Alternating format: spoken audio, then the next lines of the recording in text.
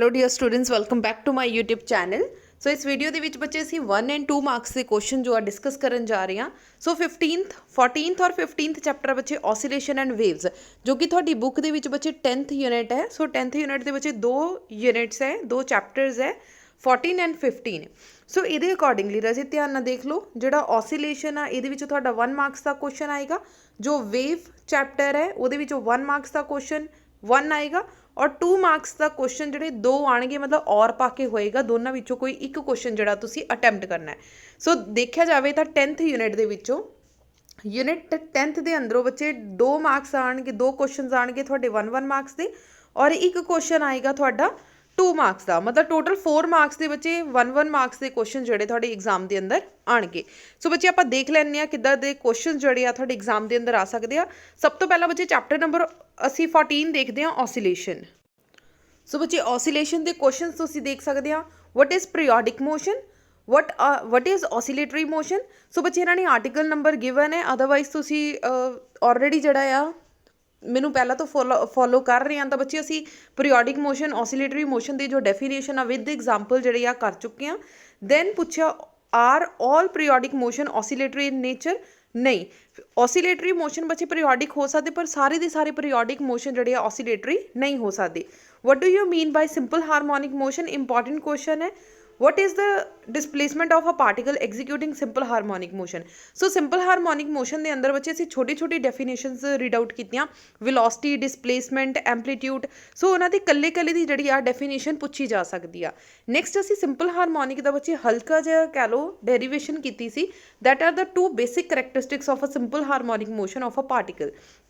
ਸੋ ਉਹਦੇ ਵਿੱਚ ਕੀ ਸੀ, ਜਿਹੜੀ ਰੀਸਟੋਰਿੰਗ ਫੋਰਸ ਆ ਉਹ ਕਿਹਦੇ ਡਾਇਰੈਕਟਲੀ ਪ੍ਰਪੋਰਸ਼ਨਲ ਆ ਜਾਂਦੀ ਸੀ, ਡਿਸਪਲੇਸਮੈਂਟ ਦੇ। So restoring force is directly proportional to displacement. ਜਦੋਂ ਡਾਇਰੈਕਟਲੀ ਪ੍ਰਪੋਰਸ਼ਨ ਦਾ ਸਾਈਨ ਹਟਾ ਦਿੰਦੇ ਸੀ ਤਾਂ -kx।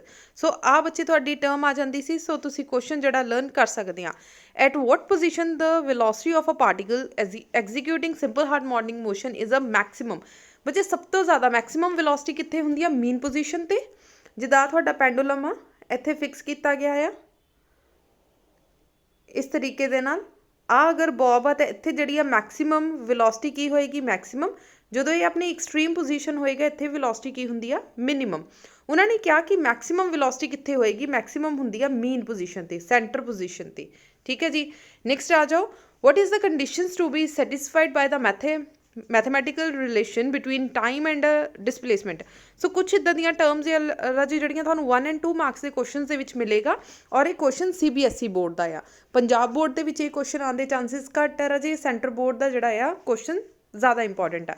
ਨੈਕਸਟ ਹੈ, ਵਟ is the relationship between the time period and frequency. ਸਾਨੂੰ ਪਤਾ ਟਾਈਮ ਪੀਰੀਅਡ ਜਿਹੜਾ ਆ ਉਹ ਫ੍ਰੀਕੁਐਂਸੀ ਦੇ ਰੈਸੀਪ੍ਰੋਕਲ ਹੁੰਦਾ। ਸੋ T = 1 ਡਿਵਾਈਡਡ ਬਾਈ μ। ਸੋ ਰਾਜੀ ਇਹ ਹੋ ਗਏ ਤੁਹਾਡੇ 10 ਕੁਐਸਚਨਸ। ਇਸ ਤੋਂ ਇਲਾਵਾ ਵੀ ਕੁਝ ਕੁਐਸਚਨਸ ਹੈ। ਸੋ ਰਾਜੇ 1 ਮਾਰਕਸ ਦੇ ਨੈਕਸਟ ਕੁਐਸਚਨ ਆ, how is the angular frequency relate to the time period. So time period ਕਿਹਦੇ ਇਕੁਅਲ ਹੁੰਦਾ ਆ, μ = 2πμ। ਅਗਰ μ ਆ ਤਾਂ ਬੱਚੇ ਫ੍ਰੀਕੁਐਂਸੀ ਆ, ਬਟ ਉਹਨਾਂ ਨੇ ਕਿਹਾ ਟਾਈਮ ਪੀਰੀਅਡ ਦੇ ਨਾਲ ਰਿਲੇਸ਼ਨ ਦੱਸਣਾ ਹੈ ਐਂਗੂਲਰ ਫ੍ਰੀਕੁਐਂਸੀ ਦਾ। ਸੋ ਮੇਗਾ ਕਿਹਦੇ ਇਕੁਅਲ ਆ ਜਾਏਗਾ, μ ਦੀ ਜਗ੍ਹਾ ਤੇ ਆ ਗਿਆ 1/t। ਸੋ ਕੀ ਬਣ ਗਿਆ, 2π ਡਿਵਾਈਡਡ ਬਾਈ t। ਸੋ ਇਸ ਤਰੀਕੇ ਨਾਲ ਤੁਹਾਡਾ ਨੈਕਸਟ ਰਿਲੇਸ਼ਨ ਆ ਗਿਆ। ਨੈਕਸਟ ਬੱਚੇ ਛੋਟੀ ਛੋਟੀ ਡੈਫੀਨੇਸ਼ਨਸ ਆ, what is the force constant, what is the unit of a force constant in SI unit. So ਬੱਚੇ ਆਹ ਵਾਲੇ ਜਿਹੜੇ ਕੁਐਸਚਨਸ ਆ ਇਹ 1 ਮਾਰਕਸ ਦੇ ਜਿਹੜਾ ਆ ਤੁਹਾਡੇ ਚੈਪਟਰ ਨੰਬਰ 14 ਔਸੀਲੇਸ਼ਨਸ ਦੇ ਵਿੱਚੋਂ ਆ ਸਕਦੇ ਆ। ਸੋ ਨੈਕਸਟ ਬੱਚੇ ਅਸੀਂ ਕੁਐਸਚਨ ਦੇਖਾਂਗੇ ਵੇਵ ਦੇ ਵਿੱਚੋਂ। ਸੋ ਬੱਚੇ ਇਹਦੇ ਵਿੱਚੋਂ ਵੀ ਇੱਕ 1 ਮਾਰਕਸ ਦਾ ਕੁਐਸਚਨ ਆਏਗਾ ਔਰ 2 ਮਾਰਕਸ ਦਾ ਕੁਐਸਚਨ ਆਏਗਾ। ਇੱਕ 1 ਮਾਰਕਸ ਦਾ ਕੁਐਸਚਨ ਆਏਗਾ ਔਰ ਇੱਕ 2 ਮਾਰਕਸ ਦਾ। ਸੋ 1 ਮਾਰਕਸ ਦੇ ਕੁਐਸਚਨ ਦਾ ਤੁਸੀਂ ਦੇਖ ਲਓ, what is the wave motion, what is the mechanical wave, electromagnetic wave, transversal wave, longitudinal wave. So ਕਿਸੇ ਦੀ ਵੀ ਡੈਫੀਨੇਸ਼ਨ ਜਿਹੜੀ ਆ ਤੁਹਾਨੂੰ ਪੁੱਛੀ ਜਾ ਸਕਦੀ ਆ 1 ਮਾਰਕਸ ਦੀ।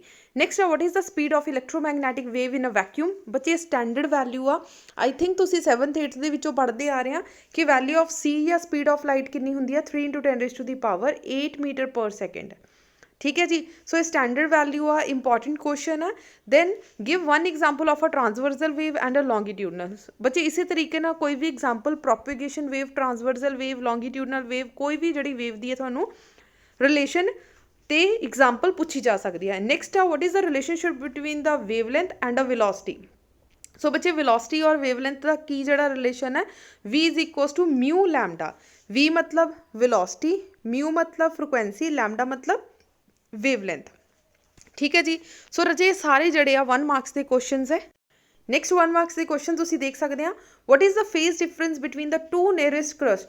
ਸੋ ਦੋ ਨੀਅਰੈਸਟ ਕਰਸਟ ਦੇ ਵਿਚਕਾਰ ਬੱਚੇ ਜਾਂ ਤਾਂ 0 ਦਾ ਫਰਕ ਹੋਏਗਾ ਫੇਜ਼ ਐਂਗਲ ਜਾਂ ਫਿਰ 2 ਪਾਈ। 2 ਪਾਈ ਮਤਲਬ ਪਾਈ ਦਾ ਮਤਲਬ ਹੁੰਦਾ ਬੱਚੇ ਫਿਜ਼ਿਕਸ ਦੇ ਅੰਦਰ ਪਾਈ ਦਾ ਮਤਲਬ ਹੁੰਦਾ 180 ਡਿਗਰੀ। ਫਿਜ਼ਿਕਸ ਦੇ ਅੰਦਰ ਪਾਈ ਦਾ ਮਤਲਬ ਕੀ ਆ 180 ਡਿਗਰੀ। 2 ਪਾਈ ਕਿੰਨਾ ਹੋ ਗਿਆ 180 ਨੂੰ ਬੱਚੇ 2 ਨਾਲ ਮਲਟੀਪਲਾਈ ਕੀਤਾ ਤਾਂ ਸਾਡੇ ਕੋਲ ਕਿੰਨਾ ਆ ਗਿਆ 360 ਡਿਗਰੀ। ਠੀਕ ਹੈ ਜੀ, ਮਤਲਬ ਪੂਰੇ ਫੇਸ ਦਾ ਐਂਗਲ ਜਦੋਂ ਤੁਹਾਡਾ ਆ ਚੀਜ਼ ਆ ਜਾਂਦੀ ਆ। ਡਨ। ਨੈਕਸਟ ਆ, what is the nature of a light wave. Light wave ਜਿਹੜੀ ਆ ਸਾਡੀ ਆ ਰਹੀ ਆ ਸੂਰਜ ਤੋਂ, ਕਿੱਦਾਂ ਦੀ ਆ transversal. Can sound travel in a vacuum. ਕੀ ਅਗਰ ਸਾਡੀ ਰੂਮ ਦੇ ਅੰਦਰ ਬਿਲਕੁਲ ਵੈਕਿਊਮ ਕਰ ਦਿੱਤਾ ਜਾਵੇ, ਅਸੀਂ ਉੱਥੇ ਉੱਚੀ ਉੱਚੀ ਬੋਲਾਂਗੇ, ਕੀ ਸਾਨੂੰ ਇੱਕ ਦੂਸਰੇ ਦੀ ਆਵਾਜ਼ ਸੁਣਾਈ ਦੇਗੀ?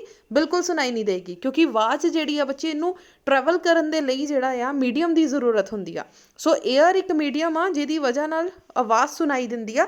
ਅਗਰ ਵੈਕਿਊਮ ਹੋਏਗਾ ਤਾਂ ਜਿਹੜੀ ਸਾਊਂਡ ਆ ਟਰੈਵਲ ਨਹੀਂ ਕਰੇਗੀ। ਨੈਕਸਟ ਆ, what is the nature of a sound wave. Sound wave ਜਿਹੜੀ ਆ ਲੌਂਗੀਟਿਊਡਨਲ ਵੇਵ ਹੁੰਦੀ ਆ। Next is what is the matter wave, progressive wave.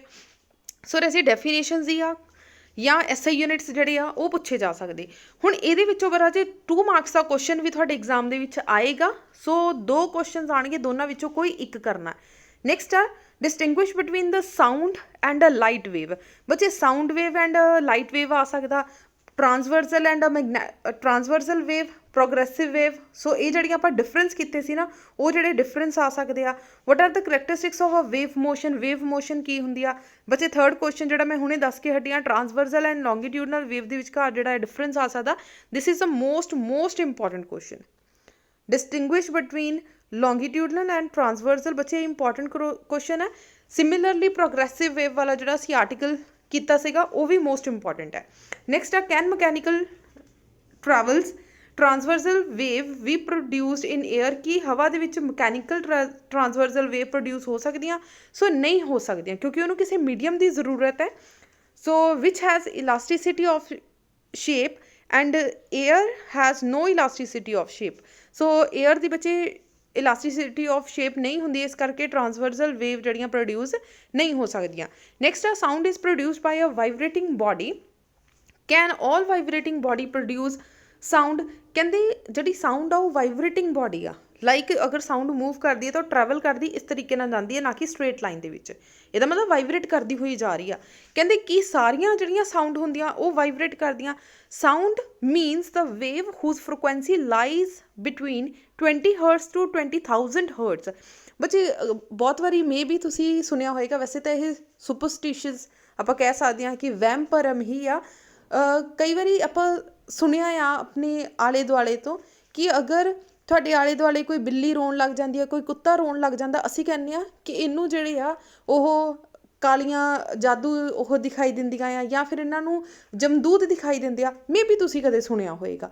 Actual ਦੇ ਵਿੱਚ ਕੀ ਹੁੰਦਾ, ਜਦੋਂ ਬਹੁਤ ਜ਼ਿਆਦਾ ਘੱਟ ਜਿਹੜੀ ਫ੍ਰੀਕੁਐਂਸੀ ਆ 20 ਹਰਟਜ਼ ਤੋਂ ਘੱਟ ਜਿਹੜੀ ਫ੍ਰੀਕੁਐਂਸੀ ਆ ਅਸੀਂ ਨਹੀਂ ਸੁਣ ਸਕਦੇ। ਸਿਮਿਲਰਲੀ ਜਿਹੜੇ ਬੱਚੇ ਆਹ ਗਾਵਾਂ ਹੁੰਦੀਆਂ, ਮੱਝਾਂ ਹੁੰਦੀਆਂ ਆ, ਡੌਗਸ ਹੁੰਦੇ ਆ, ਕੈਟ ਹੁੰਦੇ ਆ, ਜਦੋਂ ਭੁਚਾਲ ਆਉਣ ਵਾਲਾ ਹੁੰਦਾ ਇਹ ਉੱਚੀ ਉੱਚੀ ਭੌਂਕਣ ਲੱਗ ਜਾਂਦੇ ਆ। ਜਿਹੜੀਆਂ ਗਾਵਾਂ ਮੱਝਾਂ ਹੁੰਦੀਆਂ ਆ ਇਹ ਵੀ ਛਾਲਾਂ ਮਾਰਨੀਆਂ ਸਟਾਰਟ ਕਰ ਦਿੰਦੇ ਜਾਂ ਉੱਚੀ ਉੱਚੀ ਬੋਲਣਾ ਸਟਾਰਟ ਕਰ ਦਿੰਦੇ। ਐਕਚੁਅਲੀ ਕੀ ਆ, ਉਹਨਾਂ ਨੂੰ 20 ਹਰਟਜ਼ ਤੋਂ ਘੱਟ ਮਤਲਬ ਧਰਤੀ ਦੇ ਅੰਦਰਲੀ ਜੋ ਵੀ ਪਲੇਟਸ ਦੀ ਹਲਚਲ ਹੁੰਦੀ ਆ ਨਾ ਉਹ ਸੁਣਾਈ ਦੇਣੀ ਸਟਾਰਟ ਕਰ ਦਿੰਦੀ ਆ, ਜਿਹਦੀ ਵਜ੍ਹਾ ਨਾਲ ਉਹਨਾਂ ਨੂੰ ਇੱਕੋ ਦਮ ਇੱਦਾਂ ਦੀ ਆਵਾਜ਼ ਸੁਣਾਈ ਦਿੰਦੀ ਆ ਜੋ ਐਕਚੁਅਲ ਦੇ ਵਿੱਚ ਉਹ ਰੋਜ਼ ਨਹੀਂ ਸੁਣਦੇ।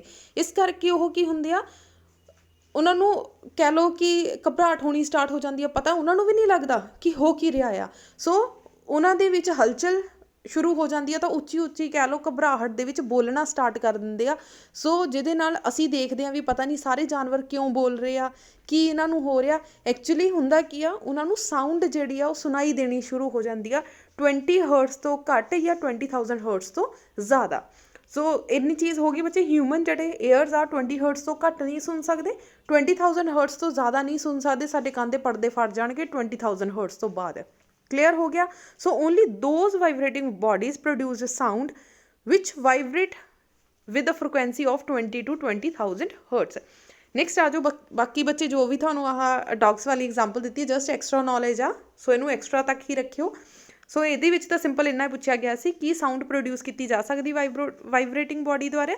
ਸਿਰਫ ਉਹੀ ਬੋਡੀ ਜਿਹੜੀਆਂ ਵਾਈਬਰੇਟਿੰਗ ਸਾਊਂਡ ਪ੍ਰੋਡਿਊਸ ਕਰ ਸਕਦੀਆਂ ਆ ਜਿਨ੍ਹਾਂ ਦੀ ਫ੍ਰੀਕੁਐਂਸੀ 20 ਤੋਂ ਲੈ ਕੇ 20,000 ਹਰਟਜ਼ ਤੱਕ ਦੀ ਹੁੰਦੀ ਆ। ਨੈਕਸਟ ਆ ਜਾਓ, explain why transversal elastic wave can not propagate through a fluid. Fluid ਦੇ ਵਿੱਚ ਬੱਚੇ ਉਹ ਕਿਉਂ ਨਹੀਂ ਜਿਹੜਾ ਆ, ਫਲੂਇਡ ਮਤਲਬ ਕਿਸੇ ਵੀ ਲਿਕੁਇਡ ਦੇ ਵਿੱਚ ਜਿਹੜਾ ਆ ਵੇਵ ਜਿਹੜੀ ਟਰੈਵਲ ਕਿਉਂ ਨਹੀਂ ਕਰ ਸਕਦੀ, ਕਿਉਂਕਿ ਉਹ ਸ਼ੇਅਰ ਸਟ੍ਰੇਨ ਨੂੰ ਸਪੋਰਟ ਨਹੀਂ ਕਰਦੀ। ਸੋ ਇਹਦੇ ਵਿੱਚ ਲਿਖਿਆ ਹੋਏਗਾ ਸੈਕੰਡ ਪੈਰੇ ਦੇ ਵਿੱਚ ਆ, liquid or a gas can not support a shear strain, thus there will be no restoring forces when they are transverse displacement and so transverse wave cannot propagate through a fluid। fluid मतलब किसी भी liquid ਦੇ ਵਿੱਚੋਂ transfer नहीं कर सकती। clear हो गया राजे। 2 मार्क्स के क्वेश्चन आ ਜਿਹੜੇ ਤੁਸੀਂ prepare ਕਰਨੇ ਆ। ਇਸ ਤੋਂ ਇਲਾਵਾ ਬੱਚੇ 2 ਮਾਰਕਸ ਦੇ ਕੁਐਸਚਨ ਜਿੱਦਾਂ ਕਿ ਸਿੰਪਲ ਪੈਂਡੂਲਮ ਹੋ ਗਿਆ, ਡਿਫਾਈਨ ਡੋਪਲਰ ਇਫੈਕਟ ਹੋ ਗਿਆ, ਸੋ ਇਹ ਕੁਐਸਚਨਸ ਵੀ ਜਿਹੜੇ ਤੁਹਾਡੇ 2 ਮਾਰਕਸ ਦੇ ਅੰਦਰ ਪੁੱਛੇ ਜਾ ਸਕਦੇ ਆ। ਸੋ ਆਪਣੀ ਬੁੱਕ ਜ਼ਰੂਰ ਫੋਲੋ ਕਰਨਾ, ਆਪਣੀ ਬੁੱਕ ਦੇ ਵਿੱਚੋਂ ਕੁਐਸਚਨਸ ਜ਼ਰੂਰ ਪੜ੍ਹ ਕੇ ਜਾਣਾ। ਸਪੈਸ਼ਲੀ ਬੱਚੇ ਤੁਸੀਂ +1 ਦੇ ਸਟੂਡੈਂਟਸ ਆ, ਸੋ ਜਿਹੜੇ ਤੁਹਾਡੇ ਟੀਚਰ ਨੇ, ਤੁਹਾਡੇ ਕਲਾਸ ਇੰਚਾਰਜ ਨੇ ਰਾਜੇ, ਤੁਹਾਨੂੰ ਬੁੱਕਸ ਲਗਵਾਈਆਂ ਹੋਈਆਂ, ਚਾਹੇ ਉਹ ਮਾਡਰਨ ਆ, ਪ੍ਰਦੀਪ ਆ, SL ਅਰੋੜਾ ਆ, ਦਿਨੇਸ਼ ਆ, ਸੋ ਆਪਣੀ ਬੁੱਕਸ ਦੀਆਂ ਜਿਹੜੀਆਂ ਬੈਕ ਕੁਐਸਚਨ ਦੇ ਕੁਐਸਚਨ ਜਿਹੜੇ ਆ ਜ਼ਰੂਰ ਪੜ੍ਹ ਕੇ ਜਾਣਾ, ਬਿਕੋਜ਼ ਜਿਸ ਬੁੱਕ ਨੂੰ ਤੁਸੀਂ ਫੋਲੋ ਕਰ ਰਹੇ ਆ, ਤੁਹਾਡੇ ਟੀਚਰ ਫੋਲੋ ਕਰ ਰਹੇ ਆ, ਡੈਫੀਨੇਟਲੀ ਉਹ 1 ਐਂਡ 2 ਮਾਰਕਸ ਦੇ ਕੁਐਸਚਨ ਉਸ ਬੁੱਕ ਦੇ ਵਿੱਚੋਂ ਹੀ ਜ਼ਿਆਦਾ ਪਾਉਣਗੇ। ਸੋ ਬੱਚੇ 1 ਐਂਡ 2 ਮਾਰਕਸ ਦੇ ਕੁਐਸਚਨ ਵੈਸੇ ਆਪਾਂ ਡਿਸਕਸ ਕਰ ਲਏ ਆ। ਸੋ ਬੱਚੇ ਅਲੱਗ-ਅਲੱਗ ਬੁੱਕਸ ਦੇ ਵਿੱਚ ਅਲੱਗ-ਅਲੱਗ ਕੁਐਸਚਨਸ ਹੁੰਦੇ ਆ, ਸੋ ਆਪਸ ਵਿੱਚ ਡਿਸਕਸ ਕਰ ਲੈਣਾ। ਕਿਸੇ ਵੀ ਤਰ੍ਹਾਂ ਦੀ ਕੋਈ ਹੋਰ ਪ੍ਰੋਬਲਮ ਹੋਏਗੀ ਤਾਂ ਰਾਜੇ ਤੁਸੀਂ ਪੁੱਛ ਸਕਦੇ ਆ, ਠੀਕ ਹੈ ਜੀ। ਸੋ ਜਾਂਦੇ ਜਾਂਦੇ ਵੀਡੀਓ ਨੂੰ ਲਾਈਕ ਕਰ ਜੋ, ਮੈਕਸਿਮਮ ਸ਼ੇਅਰ ਕਰ ਜੋ। Thank you so much.